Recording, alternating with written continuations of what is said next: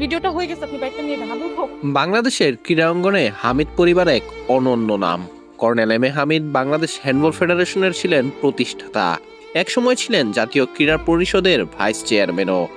কায়সার হামিদের মা রানী হামিদ বাংলাদেশ নারী ক্রীড়াবিদের অগ্রদূত। আন্তর্জাতিক মহিলা গ্র্যান্ডমাস্টার রানী হামিদ ৮০ বছর বয়সেও খেলে চলেছেন দাবা। কর্নেল হামিদের দুই ছেলে কায়সার হামিদ ও ববি হামিদ আবার খেলেছেন ফুটবল। একজন খেলতেন মোহামেডানের হয়ে, আরেকজন ওয়ারি ক্লাবের হয়ে। বাংলাদেশে একই পরিবার থেকে তিনজন জাতীয় ক্রীড়া পুরস্কার পেয়েছেন কিনা তা হয়তো আমার জানা নেই, তবে এই রেকর্ড আছে হামিদ পরিবারের। এই পরিবার থেকে জাতীয় ক্রীড়া পুরস্কার পেয়েছেন কর্নেল হামিদ, রানী হামিদ ও কায়সার হামিদ। বাংলাদেশ জাতীয় ফুটবল দলের হয়ে একসময় অধিনায়ক ছিলেন কায়সার হামিদ। বাংলাদেশ ফুটবল ইতিহাসেরই অন্যতম সেরা ডিফেন্ডার হিসেবে তাকে স্বীকৃতি দেওয়া হয়েছে। তিনি মোহামেডানের কায়সার হামিদ নামেই পরিচিত ছিলেন। তবে সেই কায়সার হামিদি আজ আলোচনায় অন্য বিষয় নিয়ে।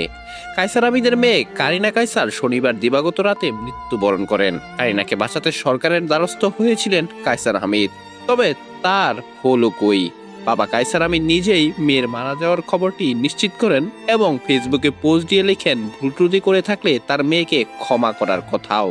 মেয়ে সেই দিকে কন্টেন্ট ক্রিয়েটর হিসেবে পরিচিত পেলেও সাম্প্রতিক সময়ে অভিনয় ও চিত্রনাট্য লেখার কাজ নিয়ে ব্যস্ত ছিলেন। কায়সার হামিদ তার ফুটবলার ভাইকেও হারিয়েছেন কয়েক বছর আগে, এবার কাছের মেয়েটাও চলে গেল। তাই তো কায়সার হামিদের আবেগঘন বার্তায় বলে দেয় তিনি ভিতরটায় কেমন ফিল করছেন। অঙ্কুর গমেজ, বিডি আর্কাইভ স্পোর্টস।